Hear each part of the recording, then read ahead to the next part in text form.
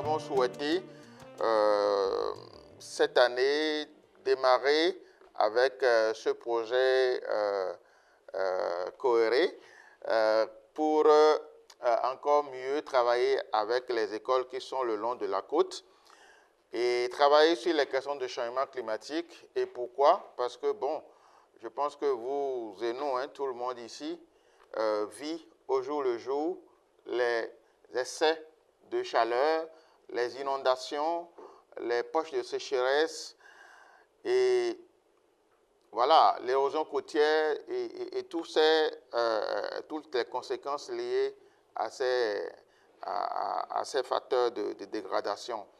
Et donc, mais les communautés ont des savoirs endogènes, ont des éléments de patrimoine, ont des pratiques qui permettent de mieux s'adapter à ces facteurs de dégradation. Et donc, nous avons mis en place ce projet qui est un projet de recherche et un projet de formation et d'éducation.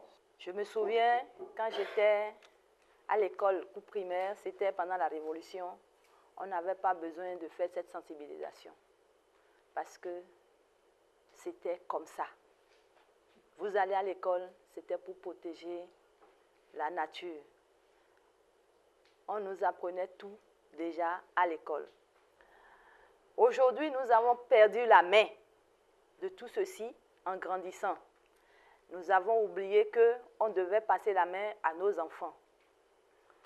Le projet Cohéré nous ramène à la racine, nous ramène à ce qu'on nous a donné, nous demande de restituer. Mais avant de restituer tout ce qu'on a laissé en arrière, nous devons les reprendre. Et pour les reprendre, on met en place une stratégie.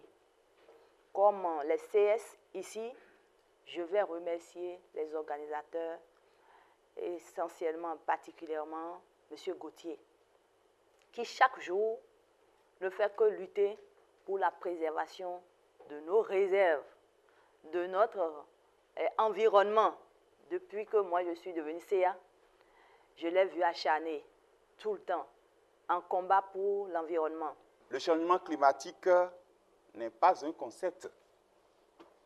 C'est un voisin un peu trop envahissant. Nos communautés y font face au quotidien.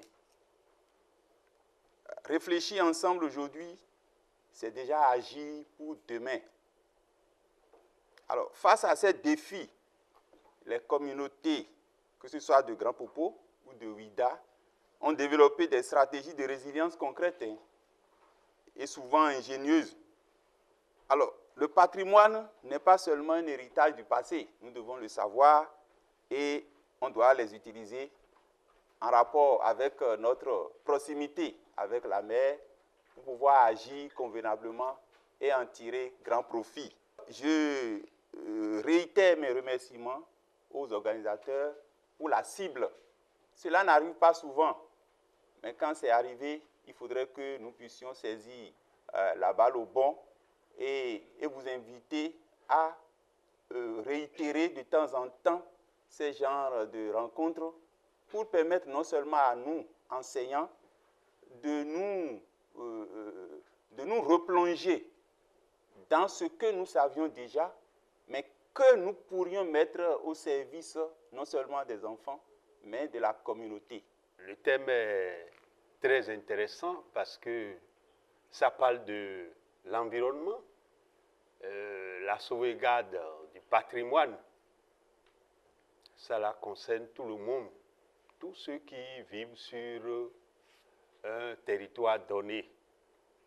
Il faudrait que chacun essaie de réfléchir pour que l'environnement, le patrimoine soit sauvegardé. Grâce au Cohéré, aujourd'hui, j'ai appris beaucoup de choses.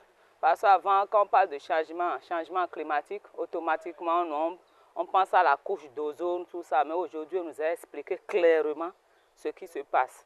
Et j'ai compris que C'est grâce au gaz à effet de serre que la chaleur est emprisonnée aujourd'hui sur la Terre. Nous avons trouvé l'activité là vraiment importante parce que nous devons passer de bonnes informations aux enfants pour qu'ils soient de bons citoyens.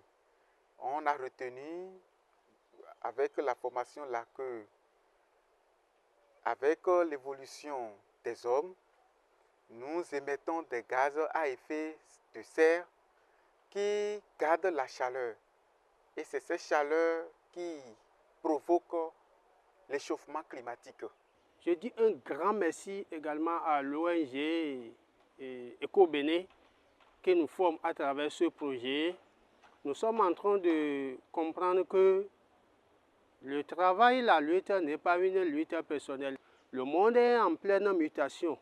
D'accord, nous sommes en perpétuel développement et chacun cherche à évoluer à son niveau. Donc nous aussi, dans nos pays, nous sommes en train de chercher à évoluer, même si actuellement nous ne polluons pas encore à grande échelle. Mais un jour, nous aussi en évoluant, peut-être nous serons confrontés à cette difficulté. Et c'est pourquoi nous devons comprendre à travers cette formation qu'il faut commencer par prendre des mesures idoines, d'accord, pour pouvoir atténuer ou bien chercher d'abord des méthodes pour s'adapter à ces phénomènes-là. Ensemble, préservons la nature. Le changement climatique Et notre environnement. révèle l'importance des savoirs ancestraux. Ensemble, préservons la nature. Le patrimoine culturel, Et notre loin d'être figé dans le passé, ensemble, offre des solutions durables pour l'avenir. et notre environnement. Les communautés côtières du Bénin nous enseignent que tradition et modernité peuvent s'allier pour protéger notre planète.